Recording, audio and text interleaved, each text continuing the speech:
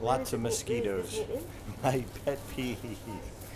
So we're here at the pharmacy to save my life. Result of rhino night. I was getting eaten by mosquitoes. I had no idea how bad it was.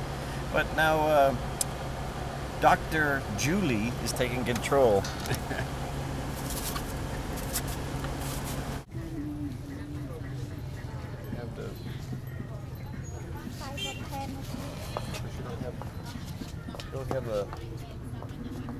You have more than this? Scott's negotiating for more puppets for our stop at the next orphan home in Malaysia. He's a good negotiator. You like this one? Better? We could do Finally, you can come and visit here. So, The second stop of the World I Can Change the World tour is just about over. One last climb of stairs to the plane, and then bye-bye Cambodia. Cambodia, don't you cry.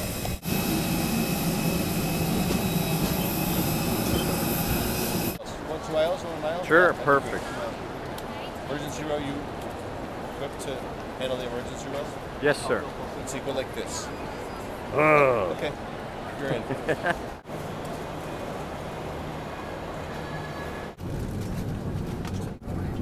So now the crazy part of the tour begins. Scott and I are on a flight from Bangkok to Singapore, and tomorrow morning it gets crazy early. We're going to get in around midnight tomorrow. Starts at 8 o'clock. We're going to be there for registration. 9 o'clock, Janice starts, and then we're on all day till about 5. 6:30 concert registration. So it's pretty much all day, all night tomorrow. And yep, right into the concert.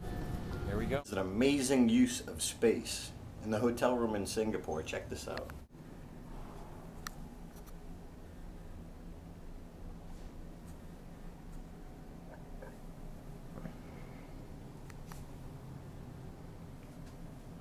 The bathroom is the shower. Bob Vila would be so impressed. And there's our star. What's with Scott? Yeah, we've seen enough of him. Oh my gosh, you can see the halo. How cool is that? Today we're doing, how to be a world-class speaker, and this is very important. When you are a world-class speaker and you're doing a speech you've never done before, you always sit down at breakfast and find out what you said you would say. And make a list of that. That's important. Happy to be here. J. Babe. Babe. J. Oops. Babe. Yeah, Sorry, J. J. Babe. J. Babe. if you want to call me J Baby, I'm okay with that. I don't think you should do it in public, though, Darren. So Philip was just the most humble, really nice guy, good heart, involved in the park mission. He took us for a wonderful floating village tour after our tour. Was it floating at that time of the year or non-floating? It was floating. Oh my gosh, we have pictures when it was non-floating. You won't believe it. Because it just rainy season just ended. So yeah, so everything's floating. So anyway, so as a thank you to us, that night he took us out to what he billed as an authentically Cambodian evening. I love Cambodian food. So anyway, so at one point we walked through this, like there was just all these bugs, just a wall of bugs that you had to walk through. Well, you could have walked around, but we didn't. Whoever was leading at the time, I don't know, just took us right through this. So you're just kind of trying to get them out of your hair and then they open up this little bungalow. When they open it up, there's just hundreds of insects, thousands. Yeah. And then they opened up this little thing that leads out, you can get to the water. But when they open it up, another 1,000 bugs fly. we are dying.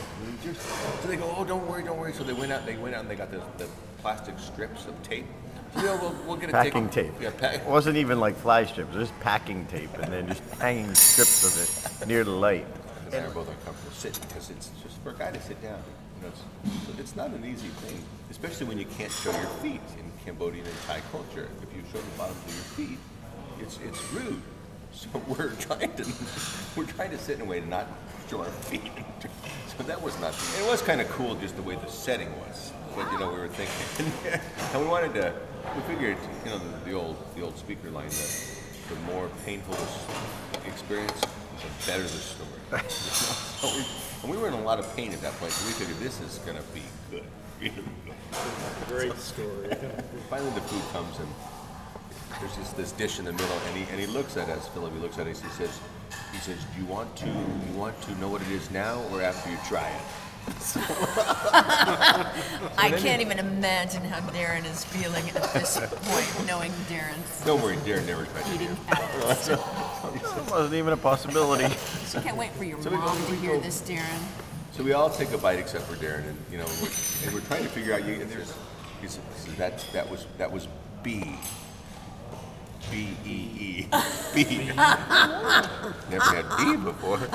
And then you random ones riding on my motorcycle. God, Darren. We met a charming lady who she's going to meet us in Bangkok from Amsterdam, or from south of Amsterdam. A Dutch lady who was just Sweetheart. Yeah, just a sweetheart, and she's the most Positive, adventurous thing you've ever seen. adventurous. So she's just like, give me more B, and she's just eating away. And I'm like, okay, I tried B once, check.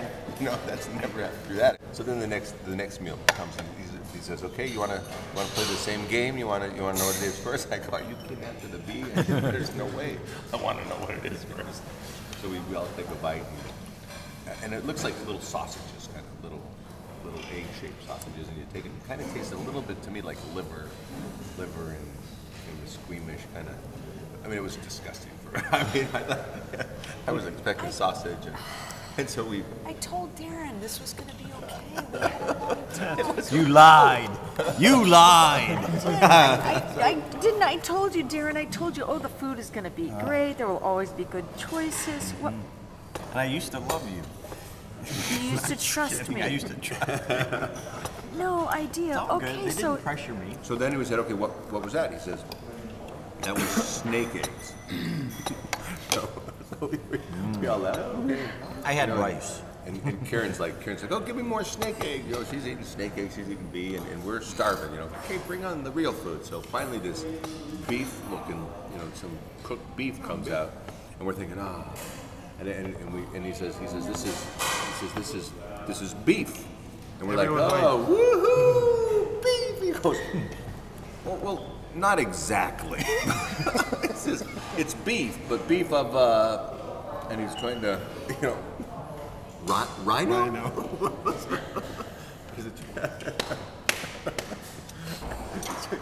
Beef of a rhino. Rhino. But it was actually turned out later. We found out on the way to the airport. He took us to the airport yesterday that it wasn't actually a rhino. It was a meal. Water buffalo?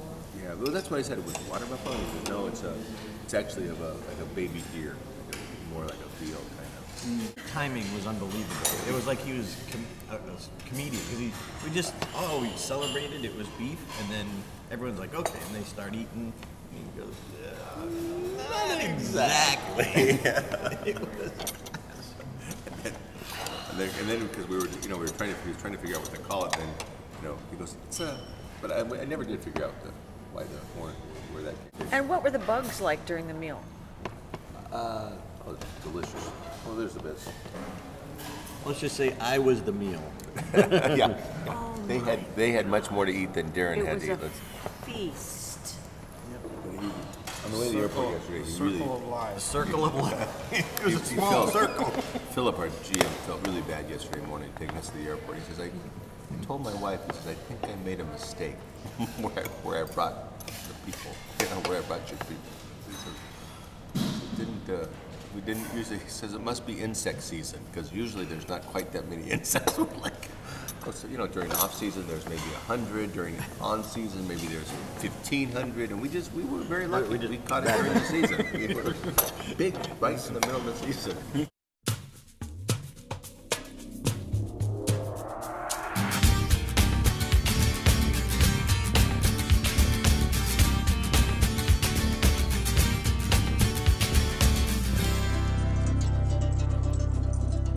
I cannot do all the good